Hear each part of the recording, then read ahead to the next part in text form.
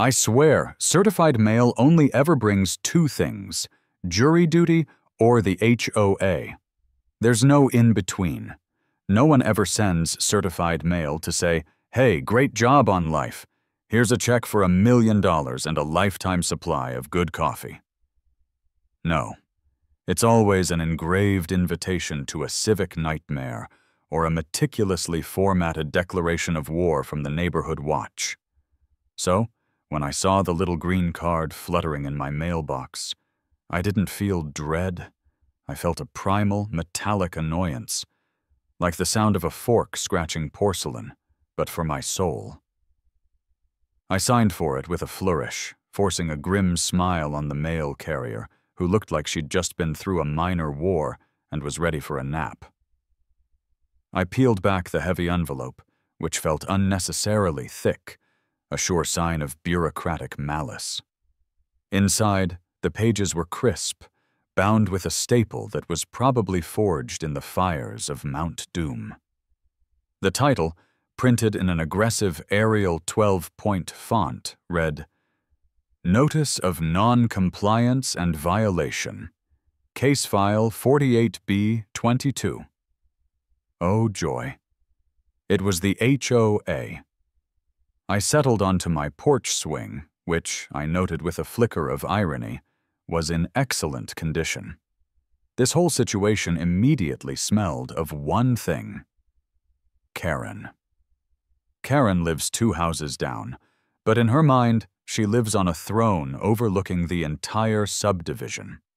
She is the self-appointed queen of curb appeal, the empress of aesthetics, and the reason I developed a small, nervous tick in my left eye. This wasn't going to be about my lawn edging, too aggressive last time, or my trash cans, 1 hour too early, apparently. This felt like a structural complaint. This felt big.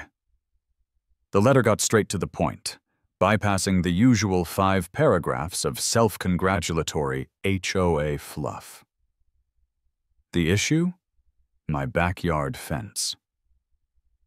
The structure at 1422 Sycamore Lane, I read aloud to my dog, Buster, who was currently attempting to lick his own elbow, is cited as a rickety blight on the community that detracts severely from the neighborhood's median property valuation. Furthermore, the HOA's safety committee, which I assume is just Karen wearing a lanyard, deems it a potential liability hazard, requiring immediate and comprehensive replacement. Buster blinked. "Woof," he seemed to say. "Sounds like the old girl's gone off the deep end again, Alex." My current fence? Look, it wasn't pristine. It was 10 years old, standard issue treated pine, leaning slightly to the left like a weary sailor. But rickety blight? That's pure Karen hyperbole. This is the woman who once spent 45 minutes lecturing me on the scientifically optimal time to retrieve a delivery package so it didn't clash with the morning sunlight. "Remember the gnome incident, Buster?" I muttered. She reported my one, single, slightly cracked garden gnome for unlicensed outdoor decor that promotes a haphazard lifestyle. Haphazard. I'm an accountant, for crying out loud. I flipped the page, eager to see the specific, juicy details of her newest outrage. The letter included several grainy, badly angled photos of the fence, zoomed in so close you could see the mildew on the screws. It was a masterpiece of selective documentation. The most galling part was the accompanying letter from Karen herself, addressed directly to the HOA president, but clearly designed to be read by everyone, especially me. "The aesthetic degradation caused by the current wooden partition," she wrote, clearly reaching for the nearest thesaurus, "is impacting my ability to enjoy my pristine backyard sanctuary. The sheer visible instability of the lumber makes me fear for the safety of any small children, or indeed, any valuable heirloom birds that might land nearby. It is a visual assault, and frankly, an insult to the collective effort of this community. I laughed, a dry, bitter sound that probably startled a few sparrows. Heirloom birds, Buster? She's worried about heirloom birds getting splinters? The petty meter had just gone full red. She wasn't worried about safety. She was worried that my slightly faded fence made her newly installed, blindingly white vinyl fence look less impressive. The letter concluded with the consequences, and this is where the sarcasm died, and the real, deep-seated resentment began to boil.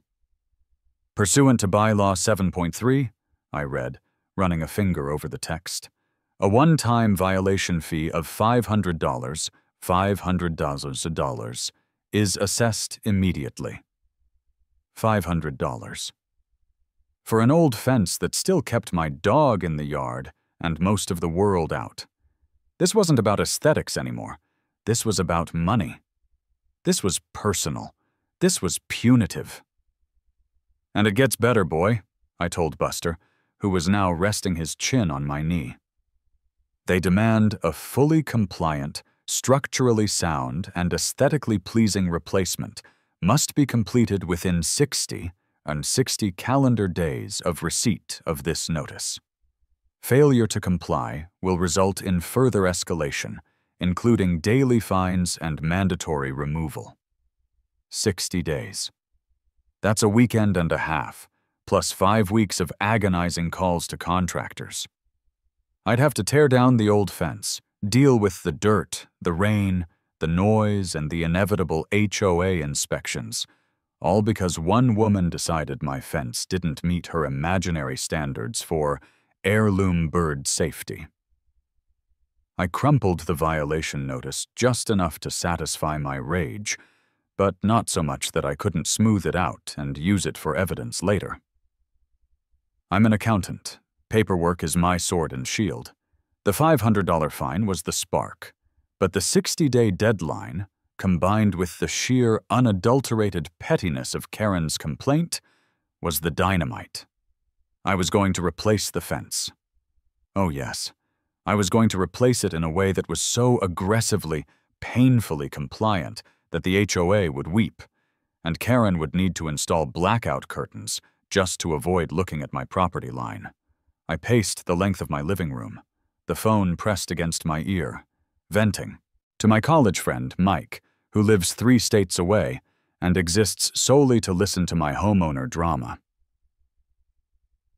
So I asked her, Mike, what exactly is rickety about it? And she just sniffed and said, It looks rickety, Alex. It needs gravitas. Gravitas? I swear to God, the next time someone uses the word gravitas about a perimeter barrier, I'm going to lose it. Mike, bless his heart, was trying to be helpful. Okay, deep breaths. So what's the plan? Just buy some nice cedar planks? Maybe a cool, dark stain? No, Mike, no, that's what they expect. That's the path of least resistance. That gives Karen the satisfaction of knowing her bureaucratic tantrum achieved the desired result. I can't do that. I have to weaponize compliance. I have to make her regret reporting me for the rest of her natural life. I started spiraling, pacing faster. She wants aesthetically pleasing? Fine. I'll give her the aesthetic of impenetrable, code-compliant spite. I'm going to find the most ridiculously solid, expensive, non-depreciating material on the planet.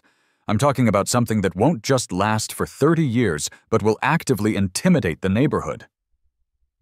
I paused for dramatic effect, leaning against the kitchen counter. Wood? Too soft. Vinyl? Too common. Brick? Too charming. You know what I'm thinking? There was a hesitant pause on the other end of the line. Alex, no. What are you thinking? Please tell me you're not talking about reinforced steel. No, Mike. I'm thinking granite. Solid. Polished. Granite? 6 feet tall. A wall. Not a fence. A barrier. Silence. Then Mike's voice, a horrified whisper. Dude, do you know how much that costs and how much it weighs? That's not a fence. That's a Cold War bunker. Exactly, I shouted, throwing my hands in the air. She wants structurally sound? This thing will survive the apocalypse. She wants aesthetically pleasing? It'll be polished. It'll reflect her house back at her. It'll be the most expensive act of passive aggression ever constructed in this zip code. I hung up before Mike could talk me out of it. The idea had started as a joke, a rhetorical extreme. But now, holding the crumpled violation notice and staring out at the sad, graying pine fence, I realized it was the only way. The only proper, satisfying, and legally sound way to wage war against the tyranny of Karen and her heirloom birds. My spite-fueled destiny had begun.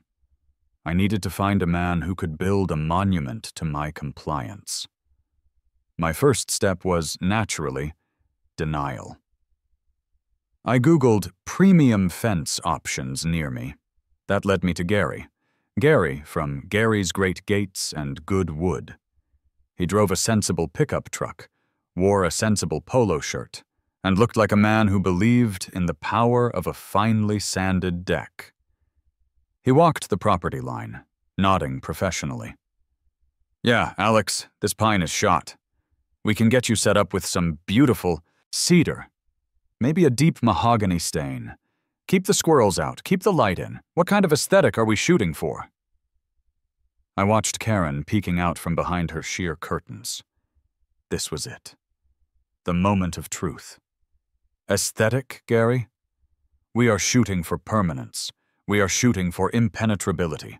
We are shooting for the kind of boundary that says, you live there, I live here, and never the twain shall meet, not even for a misplaced dandelion.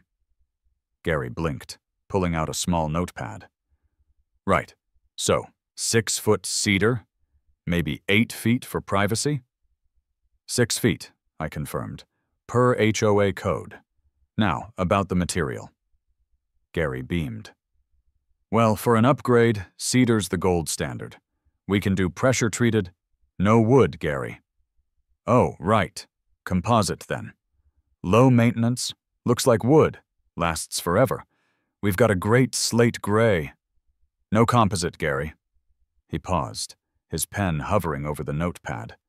Okay, not a problem. What about a nice wrought iron? Classic look, very high-end. No iron. Too easy to climb. Not enough gravitas. I paused, savoring the look of confusion on his face. Gary, I want you to give me a quote on a 6-foot-tall, solid wall of black galaxy polished granite. Gary's jaw dropped. It wasn't a slow, thoughtful drop. It was a sudden mechanical failure of his facial muscles. His notepad slipped from his hand and fell silently onto the damp grass. I'm sorry, he finally managed, his voice cracking. Did you say polished granite? Like for a kitchen countertop? No, Gary, I corrected impatiently. Like for a structural perimeter barrier. The kind that requires a dedicated 10-foot-deep concrete footer because black galaxy granite weighs, conservatively, 150 pounds per cubic foot. I want each slab to be 6 feet tall, 4 feet wide, and about 4 inches thick. Solid through and through, seamless joints, polished to a mirror sheen on both sides, though honestly the reflection on Karen's side is a bonus. He looked from me to the old pine fence, then back to me, his eyes wide with genuine panic. Sir, he stammered, shaking his head slowly, that's not a fence. That's a segment of the Great Wall of China. That's not my line of work. My truck. It carries cedar planks, not geological formations. I think you need a different guy. He practically ran back to his sensible truck, leaving his notepad behind. He was the first casualty of the spite wall. I picked up the notepad, wrote, "Not a good fit. Too much cedar, not enough stone on the cover," and tossed it into my recycling bin. The next stage required a significant jump in professionalism. I found Salvatore & Sons Structural Masonry. Their website showed photos of bridges, municipal buildings, and the occasional fortress-like estate entry. This was the right league. Salvatore, a man who looked exactly like his name sounded, wearing a hard hat and a look of permanent skepticism, showed up in an enormous, diesel-fueled beast of a truck. He didn't ask about aesthetics. He asked about load-bearing capacity. "So, the job," Salvatore said, hands on his hips, surveying the gentle slope of my backyard. "Your girl on the phone said you want a 6-foot wall. Boundary fence?" "A boundary wall, Salvatore," I corrected. "Perimeter, 6 feet high, specific length, 78 feet. And the material is solid, polished, black galaxy granite." Salvatore didn't flinch. He just nodded slowly, pulling a tape measure from his belt. "Granite, not veneer, solid slabs." "Solid slabs, 4 inches thick." He stopped measuring, squinted at me, and pointed a thick, calloused finger at my house. "You building a retaining wall for a bank? Or are you preparing for a siege?" I leaned in, my voice dropping to a conspiratorial whisper.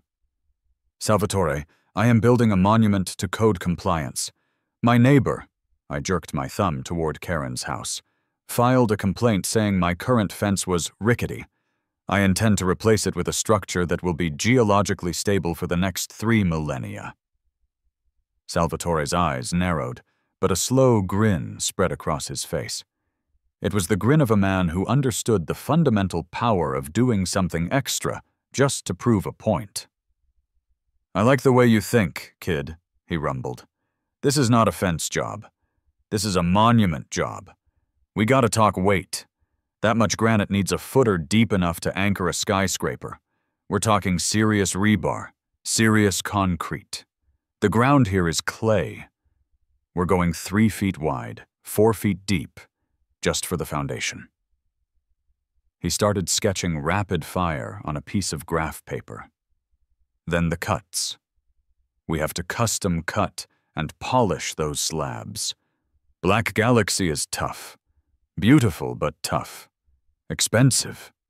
You're looking at 6 figures easy, just for the stone and the transport. You aware of that?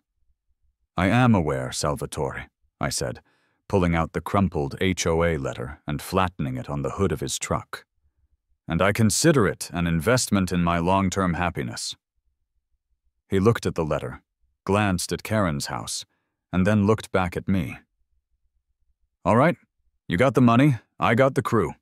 You, my friend, have got some serious spite. I respect that. We'll use the Blue Pearl, though. Black Galaxy is too subtle. Blue Pearl? It sparkles. It's impossible to ignore." I shook his hand. "Blue Pearl it is, Salvatore. Let's make it shine." After Salvatore left, I spent 3 solid days in my home office, not doing my actual accounting job, but doing something much more important: weaponizing the neighborhood bylaws. I reviewed every single document the HOA had ever sent me, plus the entire city zoning code regarding property line barriers. I was looking for a loophole, but I found something even better: ambiguity around mass. The code was very specific about height. Maximum height of 6 feet from grade level. Check. It was specific about setbacks. Must not encroach upon the neighbor's property line. Check. It was specific about material types. Any non-organic, durable, weather-resistant material is permissible, subject to prior approval. Granite is definitely non-organic and durable. It's literally bedrock. But nowhere, absolutely nowhere, did it restrict the mass or the density of the material. A cedar plank fence weighs maybe 50 pounds per linear foot. My proposed Blue Pearl granite wall would weigh nearly 2,000 pounds per linear foot. It was the legal equivalent of replacing a bicycle with a tank, both of which are technically vehicles.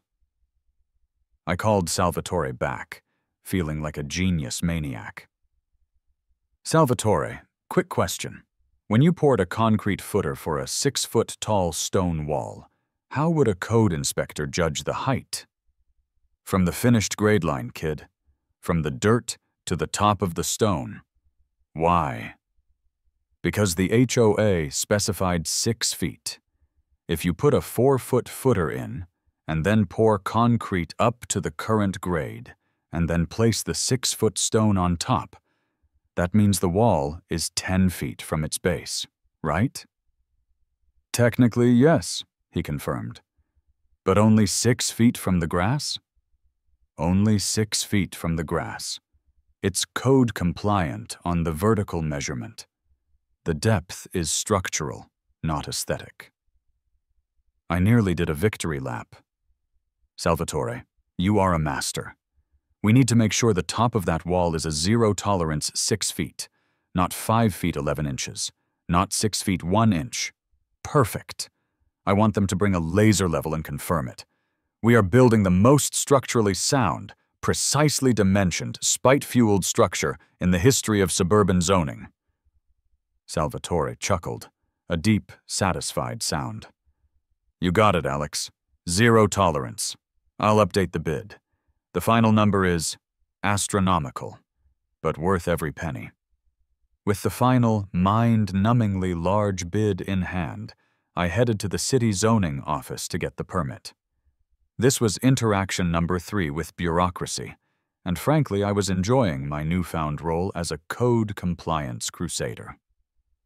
I walked up to the counter, handed the enormous stack of blueprints, stamped and signed by Salvatore, to the municipal worker, Brenda. Brenda was a woman whose soul had been systematically drained by 17 years of dealing with people who wanted to build sunrooms where they shouldn't, or paint their houses colors that were definitely not beige. She glanced at the plans. Foundation depth, 4 feet. Structure height, 6 feet. Material. Let me see. Blue pearl granite slabs, polished finish. She looked up at me, her expression changing from terminal boredom to genuine alarm. Wait, granite? For a fence? She flipped through the pages, her finger tracing the dimensions. Sir, are you building a mausoleum? Should I call someone? Is this a defense mechanism? It's a perimeter barrier, Brenda, I explained, leaning over the counter. My HOA cited my previous barrier as rickety and as potential liability. I am simply ensuring that the new barrier cannot, under any circumstances, be described using those adjectives. Brenda closed the file and rubbed her temples. Look, I've seen some things, but granite perimeter walls are not usually one of them. It's highly unusual. But is it compliant? She sighed, defeated. She cross-referenced the numbers, checked the setbacks, and finally stamped the permit with a heavy thwack.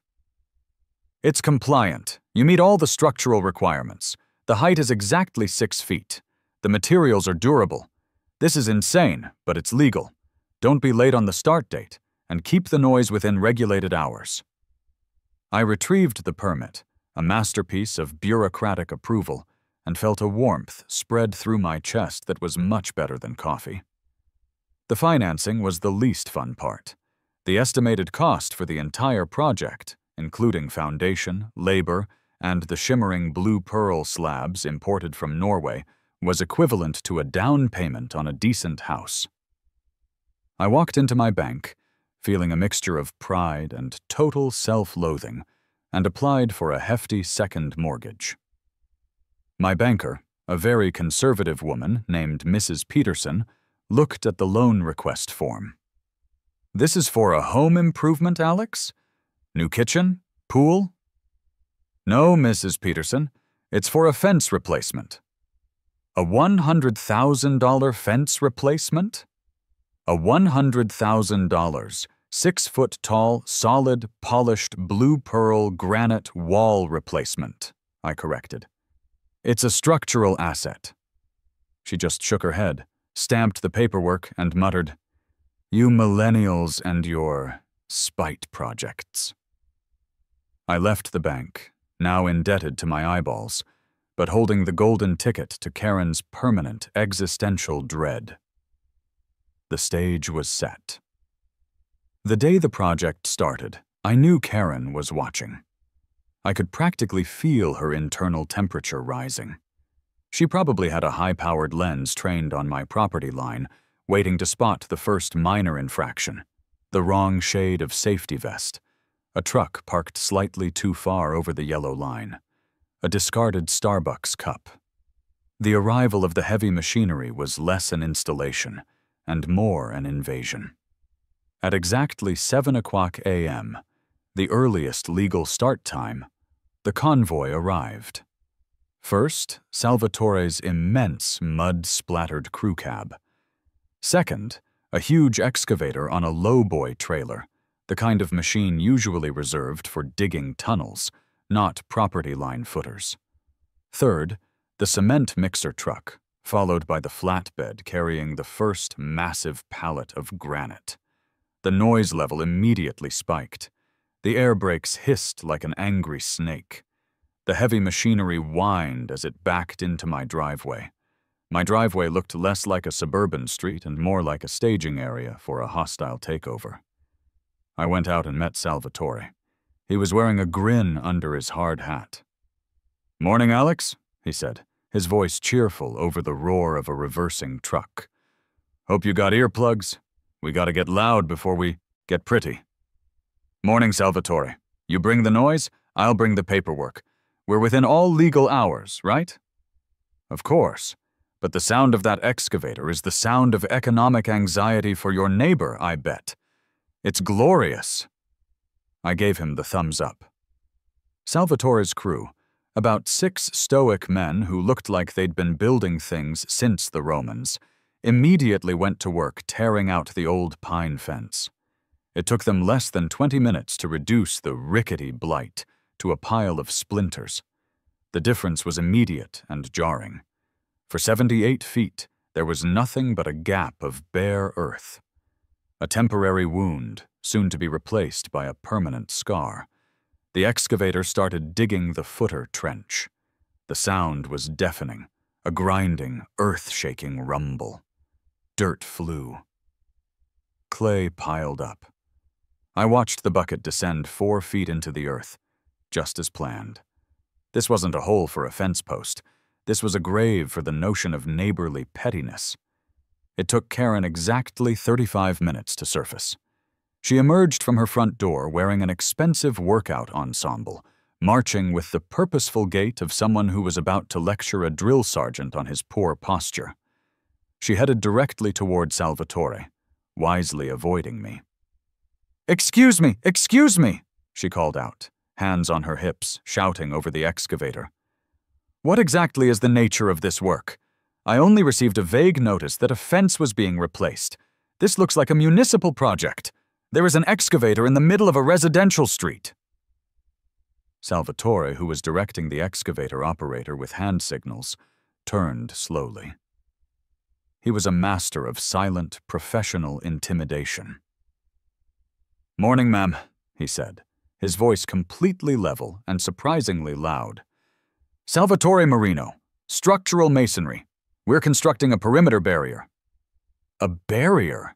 That hole is enormous. You're digging up the property line. Is this for drainage? A new sewer line?" "No, ma'am. This is a structural footer for the perimeter wall." Karen's eyes widened.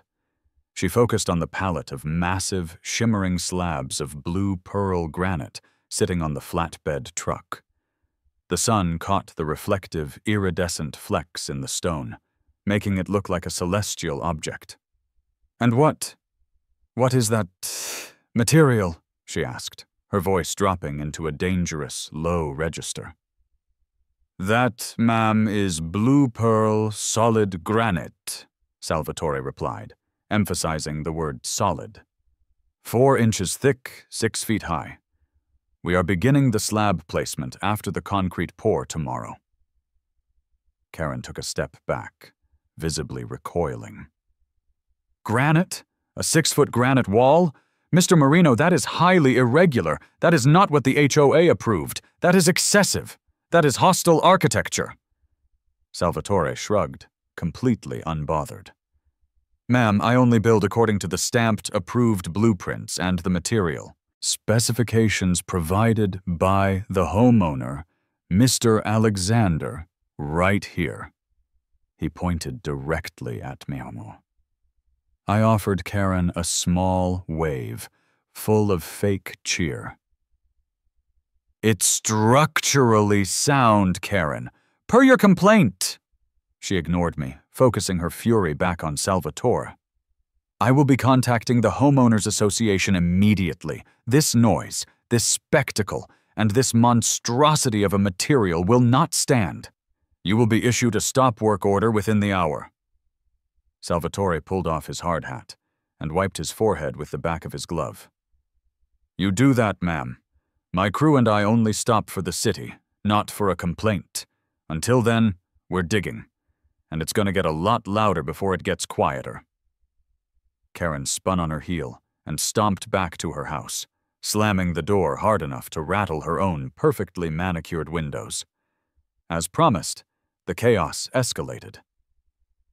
About 2 hours later, just as the crew was finishing the trench and starting to drop the rebar cage into the 4-foot hole, a police cruiser rounded the corner. It wasn't a speeding approach. It was a slow, weary roll, clearly the result of a non-emergency complaint.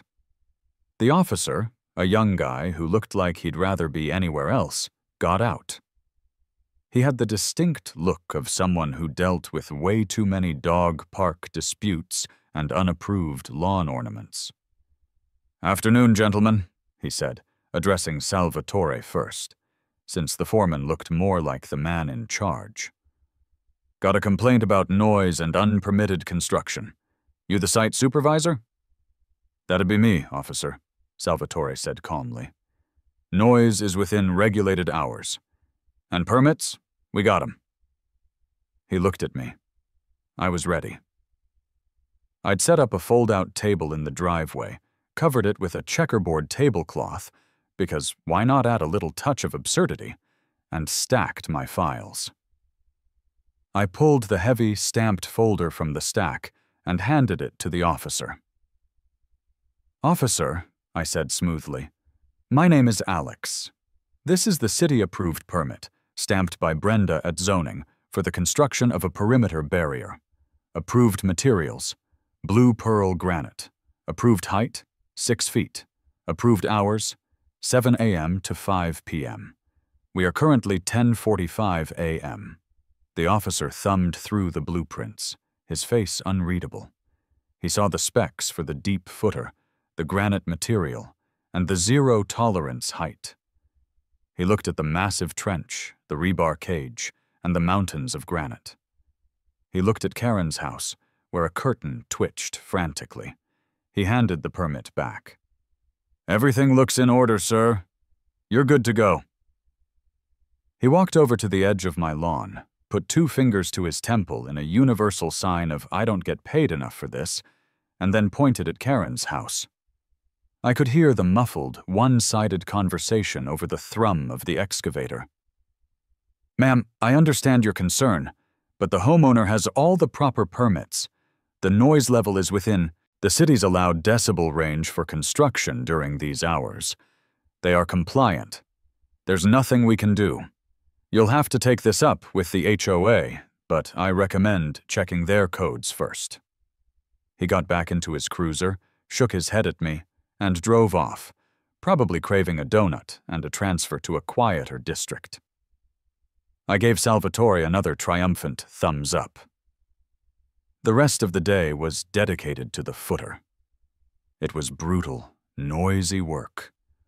The rebar cage was tied together, looking like the skeletal remains of a T-Rex.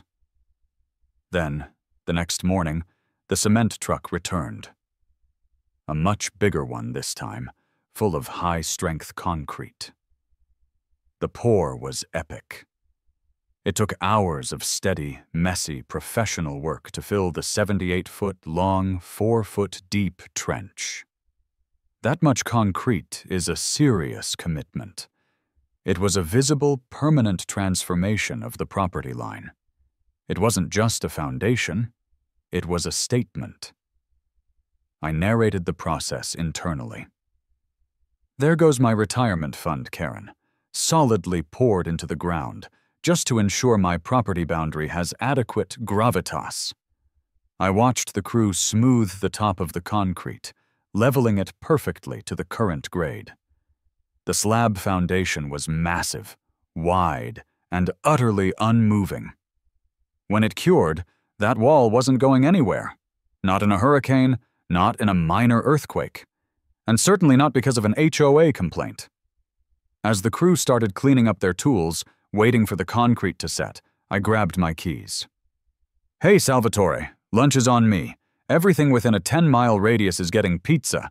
What does the Granite crew prefer?" Salvatore smiled, pulling off his gloves. "Meat lovers, Alex.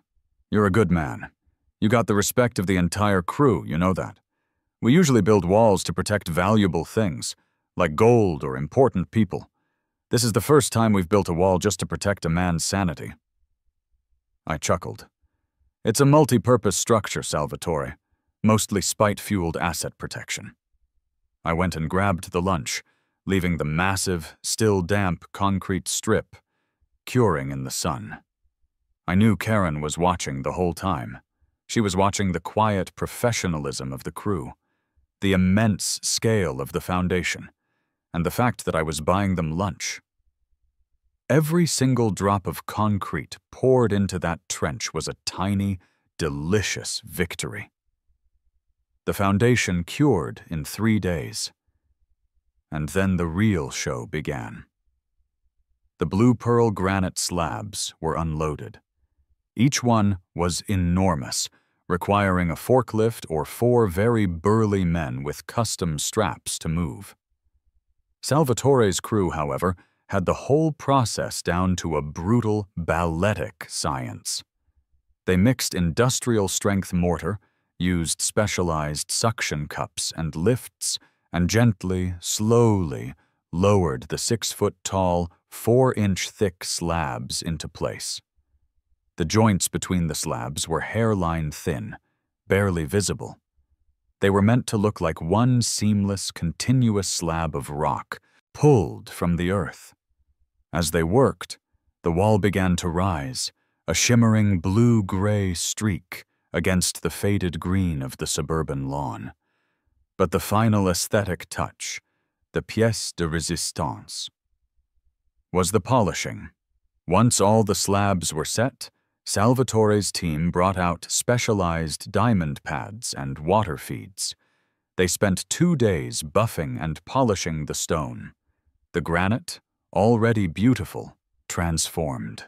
It became a perfect obsidian mirror, shot through with iridescent flecks of blue and silver that glittered in the sun.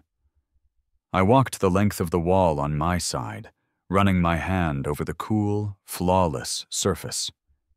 It didn't just look expensive. It looked like it belonged on a Roman emperor's property portfolio.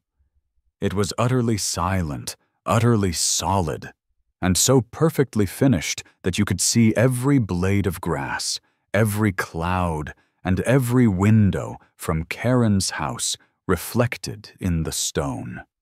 The aesthetic was not charming, nor was it rickety. It was uncompromising. It was the perfect fusion of natural beauty and industrial-grade resentment. Karen wanted aesthetically pleasing? This was aesthetically terminal. The construction site reached its climax on a Saturday morning. The crew had finished the final polishing and removed all the temporary safety fencing and the last tarps. The 78-foot wall of shimmering blue pearl granite stood fully exposed. It was majestic, imposing, and completely, hilariously out of place in our quiet little neighborhood of vinyl and pine. I was standing on my lawn, admiring the sheer, defiant perfection of it, when the noise level went from the usual suburban hum to a high-pitched feminine screech. Karen stormed out of her house. She was holding her phone like a weapon, her face a mask of incandescent fury. She wasn't just mad, she was betrayed. She thought she'd ordered a nice little cedar fence. I'd delivered a permanent geological feature. She marched right up to the wall, standing close to her side. The side that reflected her house perfectly. She jabbed a finger at the stone, the reflection of her own hand obscuring her face. "Alex, what in the name of God is this?" she shrieked, totally ignoring the fact that Salvatore and his crew were standing nearby, loading up the final bits of equipment. "Good morning, Karen," I said, crossing my arms. "I assume you mean my new, fully code-compliant perimeter barrier?" "Barrier? This is a fortress. Look at it. It's cold. It's offensive. It's ruining the visual continuity of the neighborhood. You have ruined the property value." I pointed to the wall. "That, Karen, is a non-depreciating, weather-resistant structural asset. I know because my bank approved a second mortgage for it, and I would argue that my property value has gone up considerably simply by eliminating the sight of your lawn from my daily routine." She stamped her foot, nearly slipping on her immaculate, expensive walkway. The HOA required a fence. Replacement! Not the construction of a gargantuan hostile architecture monument. My fence was charming. It had character. "It was rickety and a blight, Karen," I corrected, pulling out a printout of the violation notice from my pocket. I loved having this document. "Your exact words filed with the association on May 14th. You demanded a replacement that was structurally sound and aesthetically pleasing.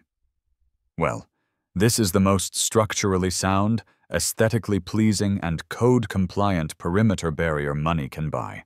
It will not fall down. It will not splinter. It will not harbor mildew. It is perfect." She was speechless for a full 10 seconds, which is a record for Karen. She was staring at the wall, then at the printout in my hand, realizing the legal trap she had sprung on herself. "I will report this to the city. They will make you tear it down. It violates the spirit of the community agreement." "You're welcome to try, Karen," I replied, my smile genuine and wide. But the city zoning department already signed off on the permit. Mr. Harrison, the senior inspector, found 0 violations.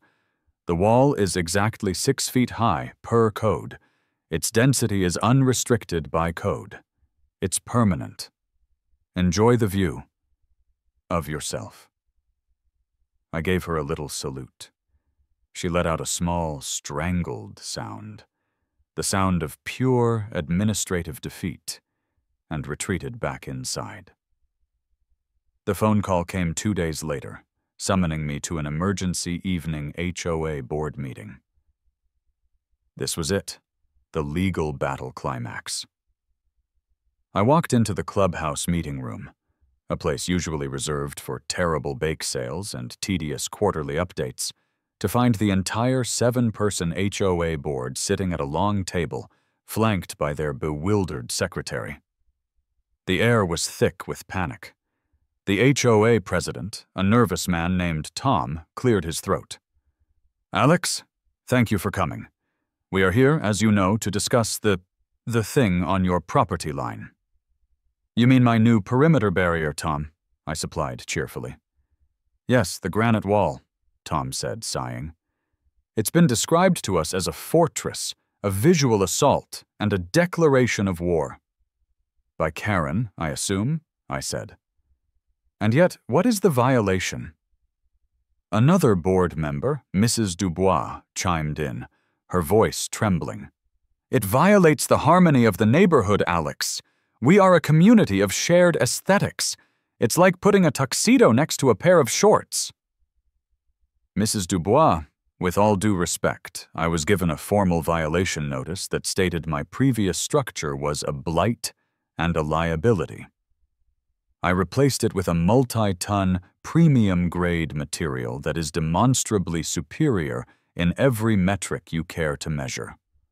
I have the city permit, stamped by code enforcement. I leaned forward. Let me save you some time. You can spend thousands on a lawyer trying to enforce a subjective aesthetic standard, or you can read your own documents. I've highlighted the relevant sections. I slid a binder across the table. Show me the section that says a perimeter barrier must be made of organic material. Show me the section that restricts density.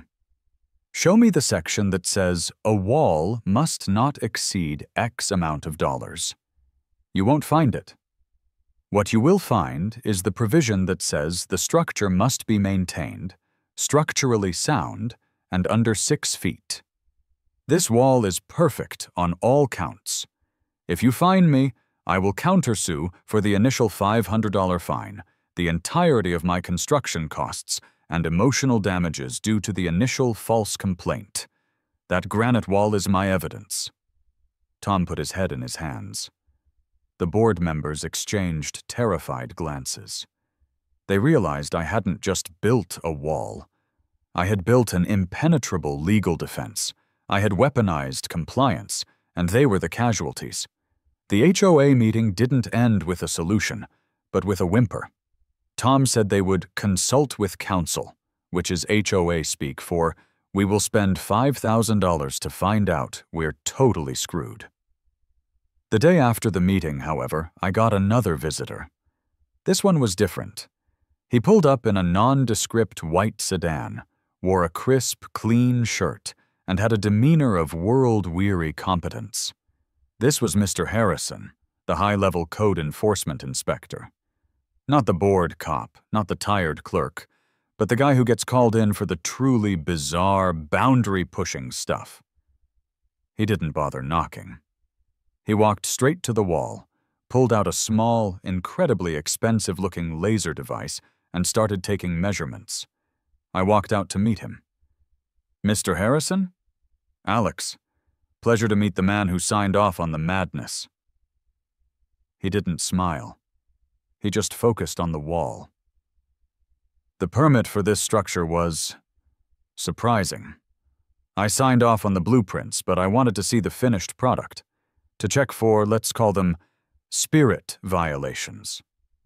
And what do you think? I asked, genuinely curious about a professional opinion. He took a measurement at the corner. 6 feet, 0 inches, perfectly level, beautiful craftsmanship. Salvatore's crew does good work. The foundation is overkill, but that makes it overcompliant. The material is approved, durable, non-toxic, and non-flammable. He slowly walked the entire 78-foot length, examining the joints and the finish. He stopped at Karen's side, where the mirror-like polish reflected her front bay window with astonishing clarity. I'm guessing the neighbor is the one who complained? She is the one who filed the initial complaint, yes, I confirmed.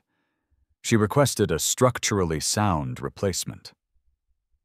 Harrison sighed, a deep, full breath that contained the sadness of 1,000 zoning battles. Mr. Alexander, you are technically a genius and legally a monster. You have weaponized the code.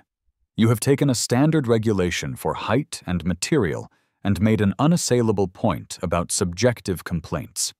I can't find a single thing wrong. With this wall, it's perfect. He put away his laser device, pulled out a final inspection sheet, and signed it with a flourish. Consider this file closed. Good luck with the HOA, but they can't touch this. He got back in his sedan. Before he drove off, he rolled down his window. Just out of curiosity, what did the initial fine cost you? $500. He shook his head and laughed softly. 100 grand worth of granite for a $500 fine. Well played, son. Well played. Sure enough, the HOA board panicked and hired an attorney, a sharp-looking woman named Ms. Chen, who clearly charged 3 times what the board could afford. She didn't send a fine. She sent a 7-page cease and desist letter that was dripping with legal jargon and subtle threats about unreasonable use of property and material incompatibility with established neighborhood covenants. I took the letter straight to my own lawyer, a guy named Rick, who mostly dealt with small business contracts. I had already warned him this was coming, and he was thrilled. Rick viewed this whole scenario as the most entertaining legal chess match of his career. I sat in his office as he read the lengthy, fear-inducing document. He didn't use a red pen. He used a blue one to draw a giant, happy face on the front page. "Okay, Alex," he said, leaning back in his chair. "They're trying to use the catch-all clauses, the General Community Welfare and Aesthetics Committee language. They know you're compliant on the specs, so they're trying to sue you on the feeling of the wall." "Can they?" Rick laughed. "They can try, but you have their initial complaint, which calls the old fence a blight. You have city and county sign-off. We respond with a 1-paragraph masterpiece of compliance." Rick opened his laptop and drafted the reply, reading it aloud to me. "To Ms. Chen Escrogne, on behalf of the Sycamore Heights Homeowners Association, we have received your correspondence regarding the perimeter barrier at 1422 Sycamore Lane. Please be advised that the structure is fully compliant with all municipal, state, and HOA Chapter 4, Section B, Paragraph 3, codes governing height, setback, and material durability. Furthermore, this barrier is a demonstrably superior replacement for the rickety and liability-prone structure cited in the HOA's own documentation, Case File 48B-22. Any further legal action attempting to enforce a subjective aesthetic standard would be considered harassment, and we would be compelled to countersue for all construction costs, legal fees, and punitive damages. Consider this matter closed." It was perfect. It was a legal grenade. 3 days later, Rick called. Ms. Chen officially dropped the case. She cited a clear absence of grounds to proceed based on the homeowner's meticulous adherence to structural and dimensional bylaws. "Alex, you crushed them. They spent $5,000 just to confirm they were legally wrong." I was so happy I almost did a dance in my kitchen. The HOA had surrendered. The wall was permanent. Karen, however, was not finished. She couldn't attack the wall itself, so she decided to attack the concept of the wall. About a week after the legal surrender, I noticed something new on her side of the granite. She had attached a massive, ugly piece of particle board to her property, right up against the granite, and painted a truly hideous mural on it. It was a painting of a saccharine, sun-drenched cottage with a picket fence and a sign that read, "Welcome to a home with taste." The colors were garish, the painting was amateur, and the particle board was clearly bowing in the middle. It was her final, desperate attempt to ruin the granite wall's aesthetic dominance. I smiled, a cold, predatory smile, and reached for my HOA binder. I took 20 high-resolution pictures of the mural, the non-approved paint, the visible lag screws she'd used to attach the particle board to her own property, and the fact that the particle board itself was clearly starting to warp from the morning dew. I filed a new complaint with the HOA, but this time it was against Karen. I used the precise, obnoxious language she had used against me. The complaint read, "The unauthorized attachment of unapproved non-weather-resistant and aesthetically jarring materials, specifically a particle board mural affixed via metal screws, to the property at 14-24 Sycamore Lane, constitutes a severe violation of the Outdoor Decor and Attachment Clause, Chapter 6, Section A. The use of these unauthorized, rickety materials detracts severely from the neighborhood's median property valuation and presents a potential liability due to structural instability and warping. I knew they were tired of me, but they had to act. I had cited their own rules, and my complaint was 100% legitimate. The response was swift and beautiful. The HOA board, terrified of another lawsuit and utterly exhausted, didn't even waste time with a hearing. They simply sent Karen a certified letter. She was given 7 days to remove the mural or face a $100 daily fine and mandatory HOA enforcement. I watched, through my living room window, as the mail carrier delivered the letter. Karen opened it right there on her porch. Her face went pale, then red. She looked at the wall, she looked at the mural, and she looked down at the letter. 2 days later, she and her husband were out there, angrily prying the ugly particle board mural off their side of the granite wall. They had to be careful not to damage the blue pearl, of course. Once the mural was gone, the granite wall stood there, silent, shimmering, and victorious. I received a final, official letter from the HOA. The structure at 1422 Sycamore Lane is deemed fully compliant, permanent, and in accordance with all neighborhood and municipal codes. Case closed. I didn't celebrate with champagne. I went out, grabbed my favorite microfiber cloth and a gentle stone, cleaner, and spent an hour polishing the entire length of the granite wall, buffing it until it shone like a perfect mirror. It was my final, quiet act of spite-based maintenance. You know you've won the neighborhood war when the battleground becomes a tourist attraction. It started subtly. A few days after Karen was forced to take down her pathetic mural, I was outside, pulling a few weeds near the base of the wall. Old Man Johnson, who lives 3 doors down and only ever communicates in grunts, walked by with his Yorkshire Terrier, Tiny. He stopped dead in his tracks, stared at the wall, and then at me. He slowly approached, pulled his hearing aid out, and pointed a shaky finger at the granite. "Son," he rasped, his voice full of awe. "That is one beautiful piece of spite." I laughed. "Thank you, Mr. Johnson. I call it the Wall of Spite." He leaned in conspiratorially. "Listen here. I've been living next to that woman for 20 years. She once reported my American flag for being too vibrant. Too vibrant. You, Alex, you did what all of us fantasized about for 20 years.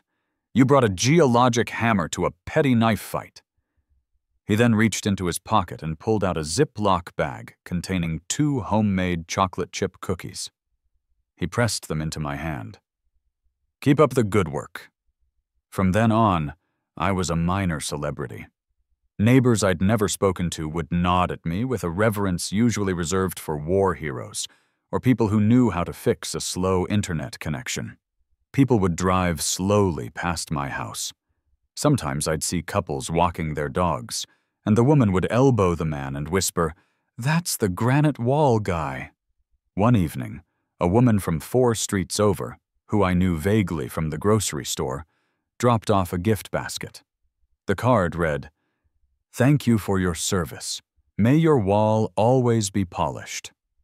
The wall had transcended being just a fence replacement. It was a symbol.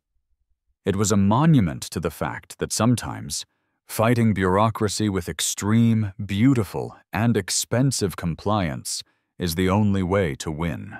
The real amplification, of course, came from the internet. My friend Mike, the one I'd vented to during the moment of madness, had been following the saga with rapt attention. The day the wall was finished, he drove over to visit, just to witness the blue pearl in person. He stood there, jaw slack, running his hand over the polished surface. "Dude, this is transcendent," he whispered. You're a lunatic, and a brilliant, spiteful lunatic." He took a panoramic photo, the towering, shimmering granite wall juxtaposed against Karen's tiny, pristine mailbox and her own perfectly manicured lawn. He posted it on Reddit under the title, "Karen reported my rickety fence, $500 fine. So I replaced it with this. Total cost, $100,000. Worth it." He attached the initial HOA letter as proof. It exploded. I woke up the next morning to 15,000 upvotes and 24 news requests in my inbox. The comments were hysterical. "This is not a fence. This is a non-depreciating, spite-fueled asset." My quote, now a meme. "The neighbors are witnessing the birth of a legend." Imagine having to look at your own defeat every time you walk outside. The wall instantly got a Google Maps tag as the Spite Fortress. I had to go in and confirm I was the owner just to manage the listing. I was getting calls from local news stations, podcasts, and even one morning show in Chicago. The Wall of Spite was officially a national conversation piece. It was hilarious, embarrassing, and completely satisfying. Karen's pettiness had inadvertently launched me into viral stardom, and I had the multi-ton proof right outside my window. I eventually agreed to a brief interview with a local affiliate news crew. They wanted to do a human interest piece on property disputes gone wild. The reporter, a cheerful blonde named Sarah, stood in my front yard, microphone in hand, clearly trying to maintain a straight face while looking at the massive wall. "Alex, this is an incredible, albeit massive, structure. The cost alone is staggering.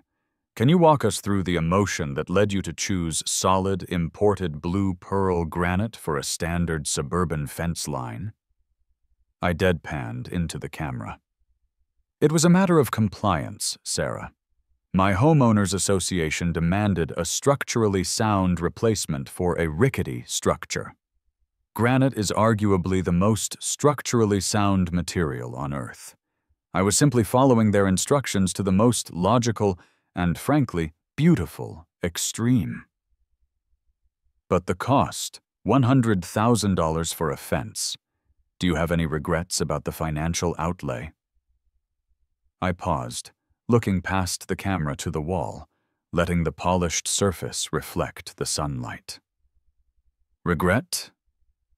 No. It's not a cost.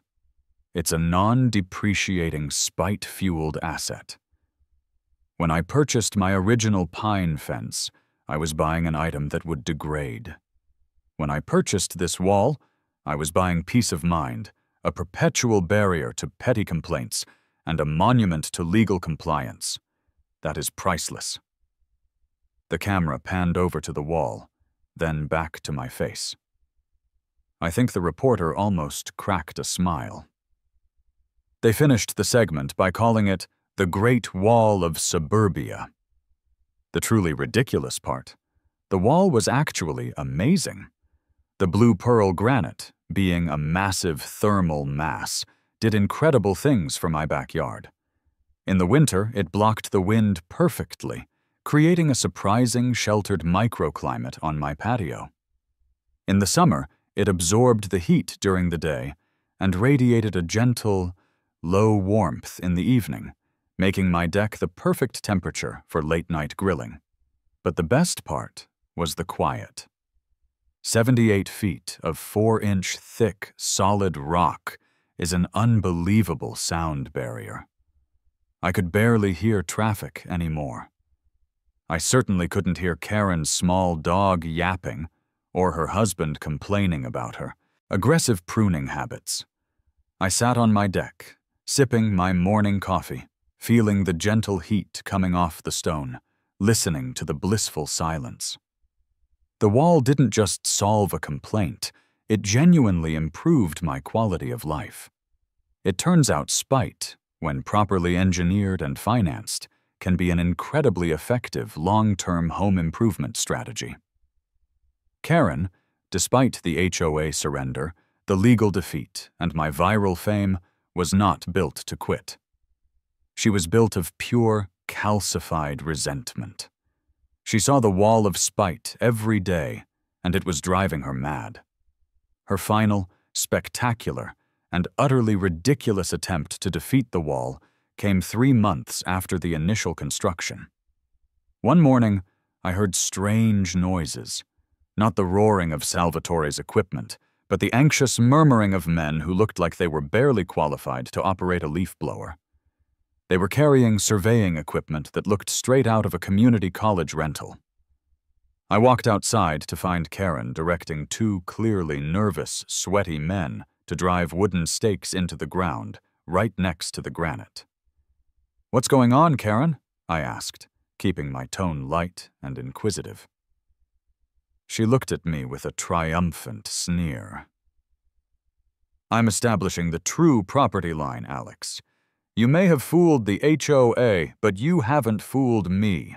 These professional surveyors have identified a half-inch encroachment on a pre-existing, legally binding utility easement that was misfiled decades ago." A half-inch. 5 millimeters. She was staking her entire remaining sanity on 5 millimeters of airspace. One of the sweaty surveyors, a young man named Todd, who looked like he regretted his career path, mumbled, It's pretty close, sir. We think the wall might be technically over the line," Karen crowed. "And pursuant to our conversation, I have hired a demolition crew. They will be here this afternoon to remove the encroaching segment. You will pay for the repairs to the granite, Alex. You will pay." I just stood there, staring at the wall, then at the ridiculous tiny wooden stakes. This was a Hail Mary pass so desperate it was orbiting the planet.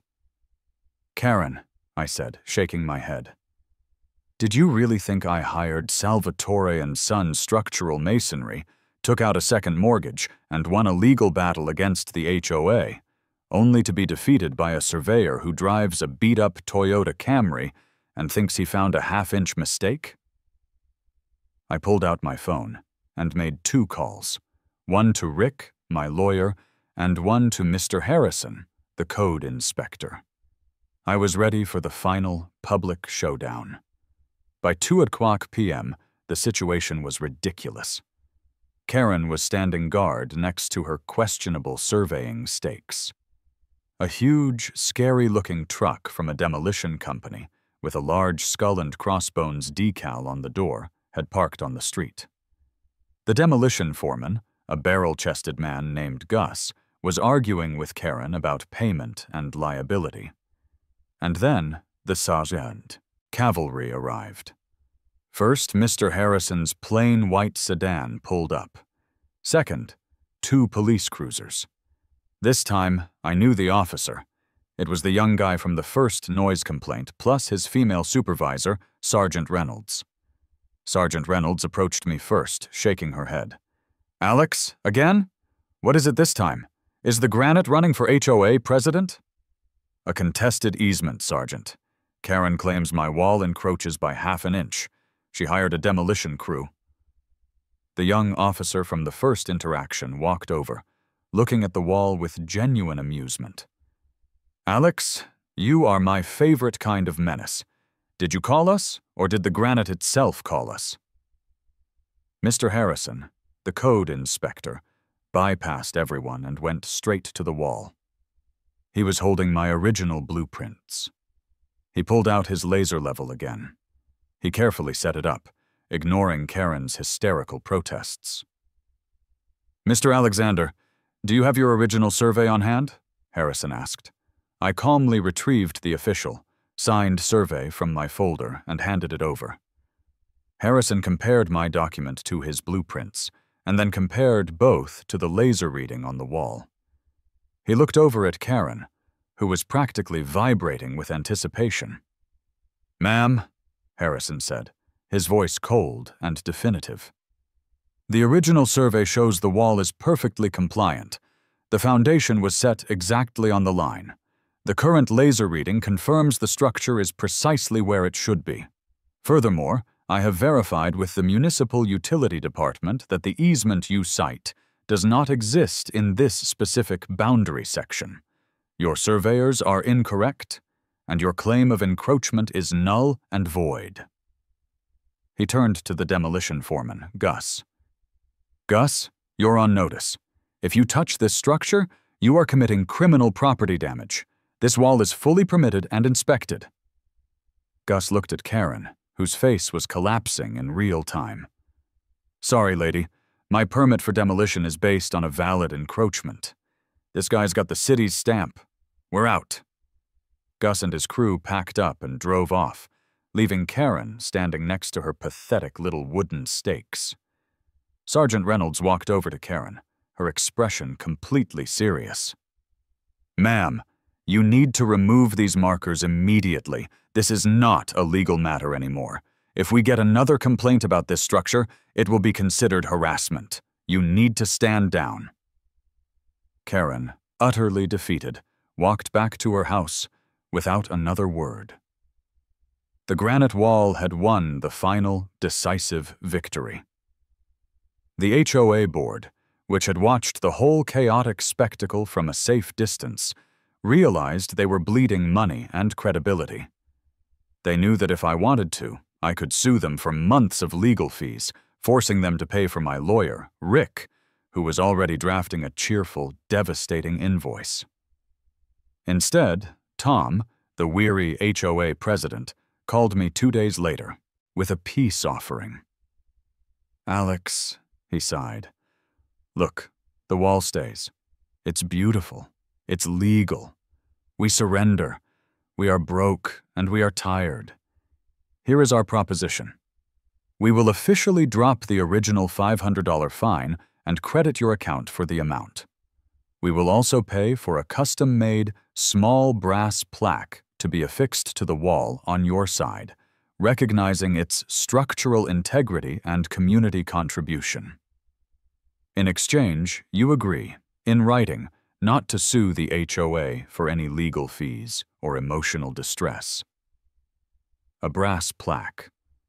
A permanent HOA-approved monument to my spite, paid for by the very people who tried to fine me. It was too good to pass up.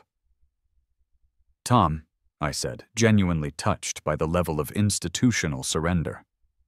"You have a deal. Make sure the plaque is polished." A week later, a small, elegant brass plaque was installed on my side of the blue pearl granite. It read, "The Sycamore Heights Perimeter Barrier, installed August 2024, recognized for structural integrity and community contribution."